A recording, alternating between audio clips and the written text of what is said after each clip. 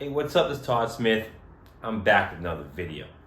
In this video, I want to talk about the Juno X, my 1 year review on the product, how I feel about it after a year, and who I feel this keyboard is actually built for, and who's buying it. Touch on the people that I feel will have the most joy with this keyboard. I've had it for over a year now. I'm just calling it a year review just because it's a nice round name and it sounds good to the algorithm. People like that stuff. Now, this thing isn't cheap. It comes in brand new at $2,000. Used, depends what you snipe it beneath that. So that alone is going to kind of segregate it into a certain section of the synth purchasing group. It's not a budget synth. Definitely not. In terms of the product itself, first I'm going to talk about who I feel this is best built for. Just overall, like who is going to enjoy the Juno X the most. And I would say if you are a live keyboardist who loves the Roland sound and you want some larger polyphony, but you still want to have that Juno kind of vibe and have that, in there, have an analog-esque vibe with still digital engines built into it too. I feel this is the type of vibe you're going to want to be going for. I think it's really specific that you want larger polyphony style stuff. You want to be able to really go pretty heavy in the notes. If you're looking for something that is more true to analog, but you don't care as much about the notes, that's when you want to go ACB, something like the System 8. You're only going to get 8 voices total on the whole thing, but they're going to be more analog-esque. Definitely when you get down to the manipulation of parameters and you're starting to fiddle with stuff in there, that ACB technology really nails that, but it's really limited in your voice range.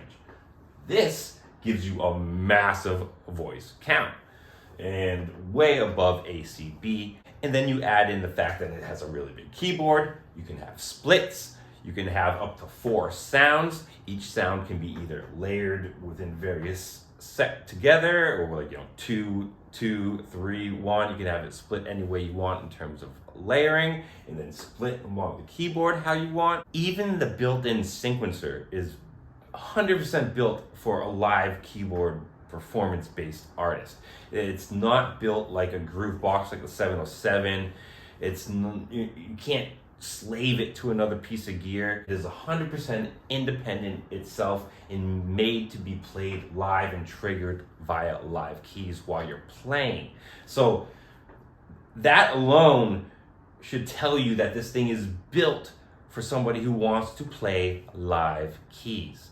And obviously, I think their biggest selling point, their biggest push is live stage performance. If you're a person who's playing on stage, wants a lot of polyphony, wants that Roland sound, and wants, you play live keys, you don't live off a sequencer, this would be your thing. The Juno X would be the keyboard for you, especially if, with the Juno front end and being able to have that nice sound manipulation there. You don't have to be it's very easy to know what you're playing with.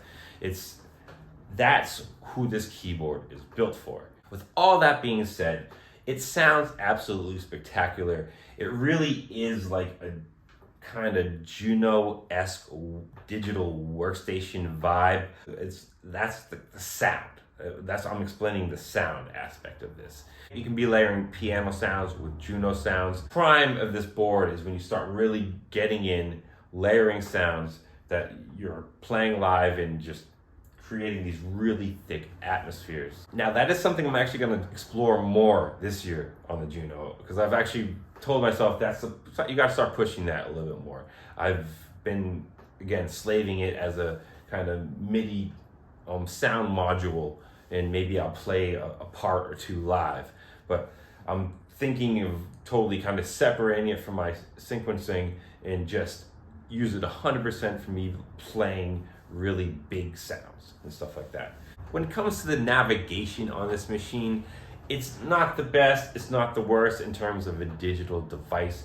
They've definitely done better than in the past with some of their products with the screen size and the text and things like that. It's not as nice as the 707 and as big as the 707, but I think they wanted the screen to be as small to make as much space for the control as possible. But I do wish the screen was just a little bit bigger. But overall, if you're going to be buying this, you're going to be expecting some sort of menu in there, and it's a pretty typical menu dive. I've never used the speakers unless when I first turned it on. I think that is definitely something they could have skipped. I really hope the speakers didn't affect the price tag too much, because it's definitely something you don't really use. The coolest thing about it is when you take it out of the box and you plug it in, and it's not hooked up into anything. If you press some keys, it makes sounds right away. Like, that's kind of cool. You don't expect it to if you forget about the speakers. Like, oh wow, I'm just making sounds right away. But other than that, you end up turning it off and almost never using the speakers. But the design, the build, it feels like a tank. It's heavy. I pick it up, the the JDXA. I pick up the JDXA and it feels like a freaking piece of paper compared to this thing. The Juno X is hefty. Okay, hold on. Let me pick up my Ensoniq. I don't know if you guys can see this. It's pretty hefty.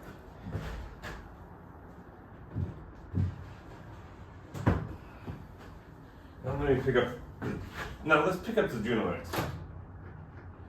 Well, it's not as heavy. It's definitely close.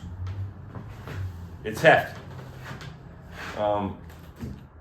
It's got some oomph to it. The top is metal. Most of it feels very metal. The sides are plastic. The controls, everything about it have been super sturdy. I've never had any issues with the controls. Obviously kept the Juno vibe. The look, they nailed the look. Absolutely stellar. I'm very happy with it personally. It's something I'm going to keep because I love live keys, even though the last kind of year or so I've kind of stepped into kind of more mono-ish style, simple industrial EBM style stuff. There was definitely a side of me that is more into live key performance, layering big, thick kind of atmospheric sounds. And this keyboard will definitely shine when I start pushing more that direction. And I use it again even for my industrial EBM stuff, even though that's not its strongest point. It still adds a lot to my tracks, and I feel some of the presets that I dial into it absolutely changes stuff around. Keys to me feel really good. They're not spectacular, but they feel great. The aftertouch is a little rough. Like, you have to press it pretty aggressively to get the aftertouch. I guess if you're a heavy player like me, that might be a good thing, because I am heavy on my keys sometimes when I press them, so I can be triggering aftertouch when I don't mean to, and this keyboard really kind of stops that if you're heavy fingered. But I imagine there are keyboards with better aftertouch on the market. There are a bunch of presets in here. Thousands of presets within this machine. So if you happen to get bored of those thousands of presets, there's a bunch more that you can download online. But that's my take on owning this machine for over a year. I hope I give you an idea on who I feel it's for, maybe give you a better idea of the difference between ACB, Zencore, which one's for you. And expect to see the Juno X in the future. It's going to be on this channel. It ain't going nowhere. It's definitely something I'm very happy I got. I'm a huge Roland fan. It's an amazing keyboard to just explore, layer sounds, create, just get lost in playing keys. Just getting lost in the keys. That's what this thing is built for. Lost in keys, guys. And that's one of my favorite things to do. Sometimes when you don't want to make a track.